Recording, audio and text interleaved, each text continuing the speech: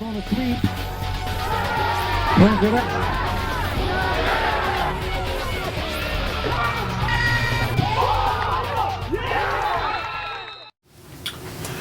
Alright, here's our overload blitz at the 4-2-5 defense, okay? Throw a 4-2-5 right here. This is overload. Okay, an overload blitz is basically just sending more defenders than the offensive line can block, okay? Or the running backs could pick up. Now, pre-snap, we're going to come out in our too high look here, okay? As soon as the quarterback begins his cadence, okay, our free safety is going to roll, and remember, we're going to play a man free here. So we're going to play cover one, okay, with our safety in the middle of the field. We're going to play man across the board. Okay, you can play zone, and you know what, I'll draw it up in our cover three as well. But pre-snap, okay, we come out too high. As soon as the quarterback gets his cadence, roll our safety to the middle of the field. Okay, the strong safety comes down. He's going to play man-to-man on number 2 here. He's going to have inside leverage, okay? It's very important. When these kids roll, they got to move. They can't walk down or jog down, okay? As soon as the quarterback begins his cadence, he rolls to the middle, he rolls down, okay? They have to move. Defensive line, very simple. A-gap, I'm in off the edge. I'm in tight off the edge here.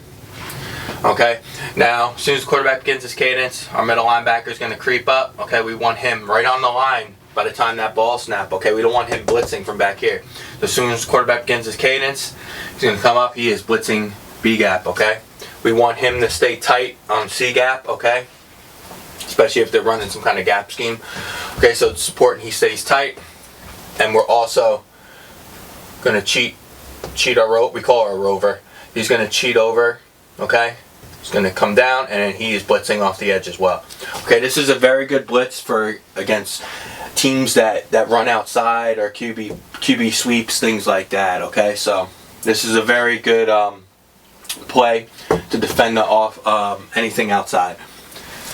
So now he's going to play what we call peel technique, though. Okay, so if he comes down, and again, we don't want him blitzing from all the way out here. We want him right next to this.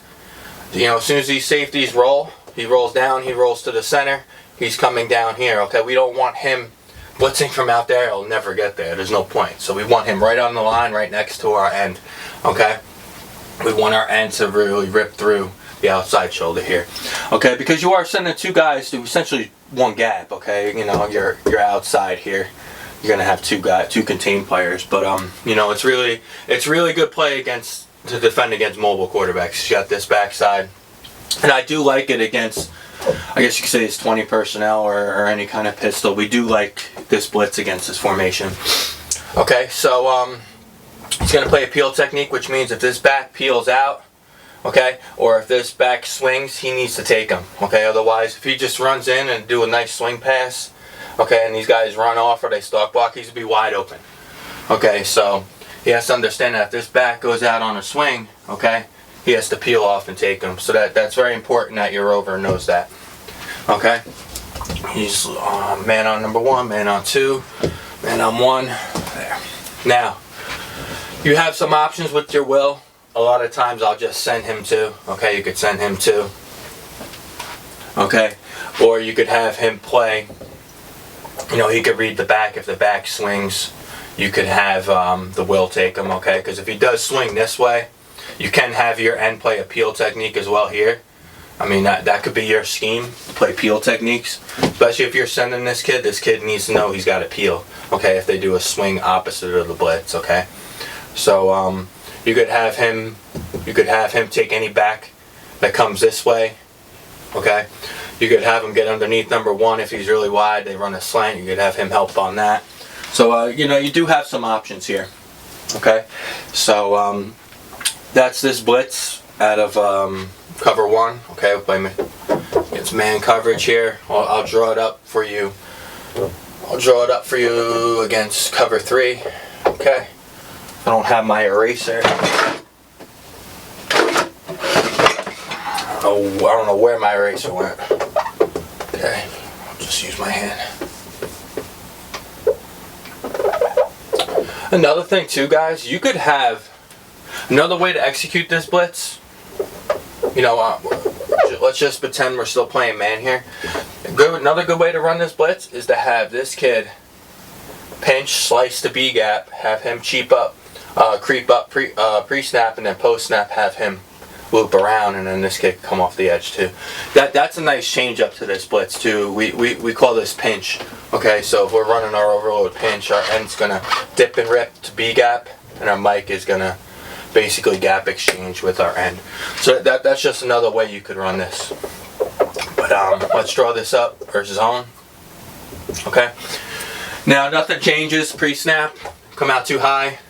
As soon as the quarterback begins his cadence, we roll down. Now instead of man up on number 2, okay, he's going to play what's a wall technique to flat. Okay, so we don't want any inside releases. Okay, or if any kind of inside routes by any of these receivers. Okay, he has to wall it off and take it. Okay, so he's going to play a wall off technique. Basically, he's going to disrupt anything that's going inside.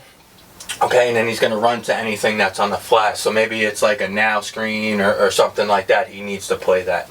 But no inside releases, and if there is, we need to kind of collision them so it alters the path. So he's basically going to play wall off, and he'll have flat. Okay, we want our corner on this to split the difference between 1 and 2. If you're playing zone, okay, you can't line up on a receiver. You need to split the difference between 1 and 2. So he'll have deep third. He's coming off the edge. Creeping up pre-snap, blitzing B. Creeping up pre-snap, coming off the edge. He's still going to play his peel technique. Okay? He's playing peel. This kid could play peel. This kid's going to run to the hook curl zone. Okay? He's going to play deep third. Now, where you can get beat on this is if this kid's a little wider, he runs a slant, or even some kind of now screen. He has no help underneath for it. So what you can do, what I like to do personally, okay, especially teams in the past, they when they see we're in cover 3 and our corners are off, they would attack to the single receiver side and do a lot of now screens. Okay, but what I like to do is you could have your corner up more in a press look, okay, with inside leverage, and then you could have him bail post snap. So that'll take away any kind of slant, okay, and that'll take away any now screen, especially if they're no huddle or they're calling or they're doing check with me's, which means the coach is calling the play based on how the defense is aligned. So, you know, you could have him press bail, or, you know, if you're scared of any kind of vertical routes or anything like that, you could have this cornerback play straight man on him, okay, and just follow him wherever he goes. You play somewhat of, like, I guess they say it's what, a split field coverage, zone to one side, man to the other. But yeah, so you have some options here, and as I said, you know, in our base defense, he's going to have deep third, but you are, you know, slant could kill you, and quick now, that'll hurt you. But there again, as I said, you could press bail, or you could have him play straight man to man. And what we do when we have our corners play straight man to man, when we only want one of our defenders to play man, we'll do this. That'll tell our corner. Say this corner's name is Jack. Okay, we'll say Jack, and that'll mean he's going to man up on this guy. So yeah, this is it. This is our overload blitz with man-to-man and zone coverage. Okay, we play basically 2 coverages. We'll play cover 3 and we'll play man-to-man. Those are our primary coverages. We do go to a cover 4 when, you know, in long down and distance situations. And I just want to tell you guys right now, because I know some of you guys are going to give me some crap, but I like doing my defense on the top. Okay, if I'm drawing up my defense, I do it on the top. If I'm drawing up offense, we're doing it at the bottom. I know a lot of people have this flipped because it makes sense. I mean, you know, so your right defenders are to the right on here, and your left are to the left. But I don't. It's just my personal preference. So take it easy on me.